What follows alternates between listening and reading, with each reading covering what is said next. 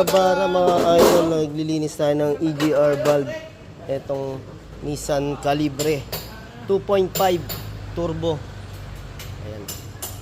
Tignan natin yung dumi. Ito yung ating throttle body EGR.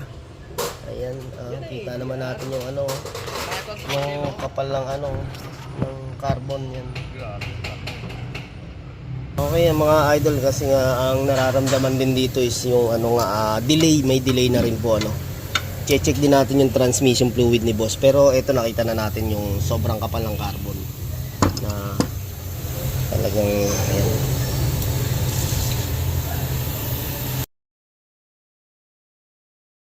Okay mga paps, ito na nga yung last natin tinatanggal, yung intake manifold, ang pinaka medyo mahirap kalasin ano, kasi talagang nasa sulok.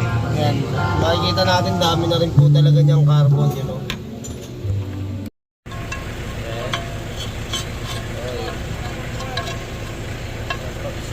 Dumi ng Nissan Calibre.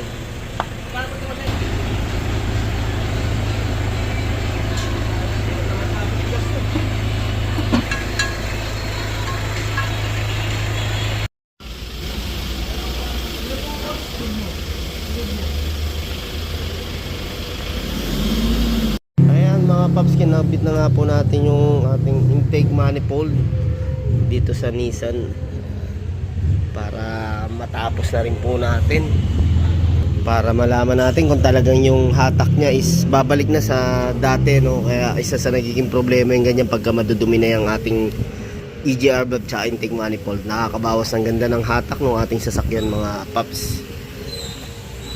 Yan, ito, nilinisan pa natin yung pinaka-intercooler niya. Yan mga idol, intercooler niya. Yan mga idol, kinakabit na nga po namin tong EGR valve.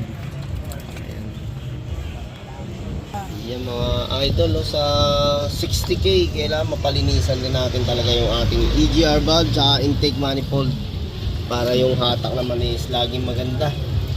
Tsaka yun, mas maganda, matipid tayo sa diesel. Okay, lilinis. Balik na balik sa tanggal ng carbon, no? Balik sa maglinis to si Jason, no?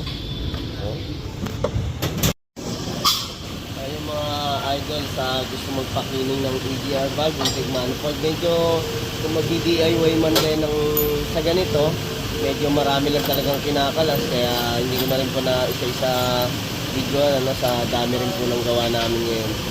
Kaya kung halimbawa naman na gusto nyo magpa-cleaning, message lang po kayo at pasyal kayo dito sa aming auto shop. Napakahalaga din na nalilinisan natin yung ating EGR valve na exhaust gas recirculation. Isa rin sa nagpapalakas ang fuel at ating paghina ng hatak ng ating sasakyan mga paps. Ayan. Okay, malapit na nga kami matapos, no? Konti na lang yung aming kinakabit dito. Mga paps, patapos na nga tayo sa ating throttle. Ito papunta rito sa ating, ito yung ating EGR valve. Tapos yung intake manifold yan nasa tagong-tago. Ito ang tanong kung saan to.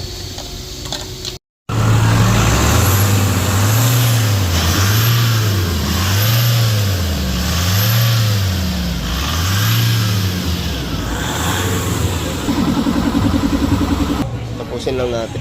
Ayun mga idol, natapos nga namin tong EGR valve cleaning ng Nissan Navara. Napakaganda ng hatak, bumalik sa original na hatak, ang lakas-lakas.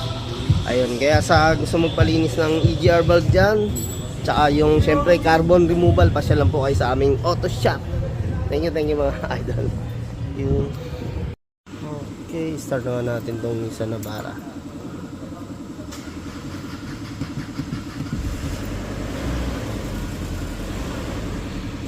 May ilaw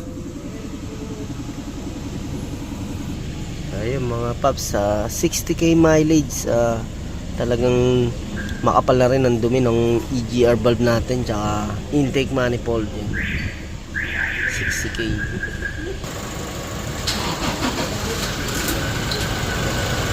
Ayun mga idol, ano, isang nararamdaman nga dito ni boss is ano, yun niya, medyo delay. Tapos maingay na nga po yung makina, no?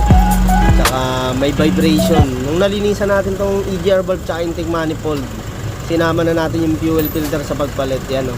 Napaka-smooth, naka-start po yan.